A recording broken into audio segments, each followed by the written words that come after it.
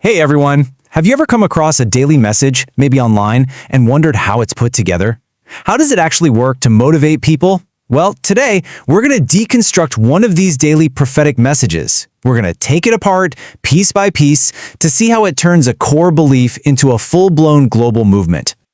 So let's start right at the foundation. This one Bible verse, it's basically the source code for the entire document, and the idea it presents is absolutely central. It frames victory not as something you have to achieve, but as a fact that has already been established. Everything else we're about to look at grows out of this single, powerful idea. So here's our game plan. First, we'll look at what this message actually is. Then, we'll dive into that core belief and see how it gets translated into a practical to-do list for believers. After that, we'll check out the clear path it creates for new people to join. And finally, we'll zoom out to see how all these individuals get plugged into a worldwide mission. All right, first things first. Before we dive into the deep end, let's get our bearings. What exactly are we looking at here? Understanding the context is the first crucial step. Okay, so this document comes from a series called Ambassadors' Daily Banquets. It's for a specific day, and it has a very specific monthly theme: freedom from the oppressors. This tells us right away it's not just a standalone text. It's one piece of a continuous narrative, designed to be part of someone's daily routine. Now we're getting to the real engine of this whole thing. This is the core belief system, the theological foundation that powers every single instruction and invitation that follows. The message sets up a really clear conflict. On one side, you have all these negative forces: bondage, lies, oppression. And on the other, you have Christ's victory. But here's the key distinction, and it's a big one. This isn't framed as an ongoing war you need to fight. The document's whole premise is that the battle is already over. It's a finished work. And because that victory is already a done deal, it leads to this really empowering concept called believer's authority. So the idea isn't just that followers get to watch this victory from the sidelines. No, it's an authority they actually inherit. They're not just spectators. They're given power to act on that victory. Okay, so you've established this powerful belief, but how do you get people to actually do something with it? Well, this next section is all about turning that theology into a practical, everyday practice. And they make it super simple with a three-step formula. First, you identify the problem area in your life.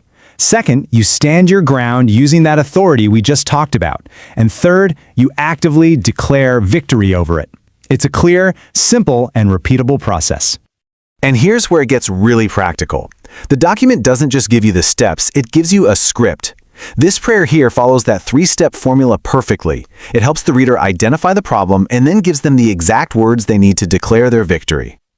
Now, right here, the focus shifts. The document is no longer just talking to existing believers. It becomes an open invitation, an instruction manual, laying out a clear path for anyone who might want to join the faith. The path to conversion is laid out as a very clear four-step process. You move from acknowledging, to believing, to confessing out loud, and finally, to making a choice to follow. It's designed to remove any confusion or ambiguity from the experience. And what happens right after someone makes that commitment? They're immediately given an onboarding tool. This free ebook is a crucial next step. It's designed to help turn that single moment of decision into a deeper, more lasting understanding. So from that very personal moment of conversion, the message zooms all the way out to the big picture. It's about connecting an individual's newfound faith to a massive collective mission that has a clear organizational structure. And the scale of that mission is just breathtaking. It's boiled down to this one huge number: 500 million. The project is officially called Operation 500 Million Souls for Christ. This immediately reframes a person's individual choice, making it a vital part of a huge, global objective. So how do you join in? Well, they've created 3 really clear ways for people to get involved. You can be a prayer partner, a volunteer missionary, or a kingdom investor. This is smart because it creates different on-ramps for everyone, whether you have time, skills, or money to contribute. And it goes way beyond just the mission. There's a huge focus on building a digital community. We're talking WhatsApp groups for prayer, Telegram for podcasts, and of course, a presence on Facebook, TikTok, YouTube, Instagram, everywhere. They're weaving the message directly into the daily social media habits of their followers. This global community isn't just a vague idea either. It is actively coordinated. Just look at this table of prayer times. They have synchronized prayer hours for people in Nigeria, the US, Canada, the UK, South Africa, all adjusted for their local time zones. It's a real operational effort to make the global community feel connected and unified. And finally, the entire message wraps up by shifting our focus one last time. It moves from all the things you can do right now to the ultimate goal, the return of Jesus Christ. This serves as the final, powerful motivation, giving everything that came before it a sense of cosmic importance and urgency.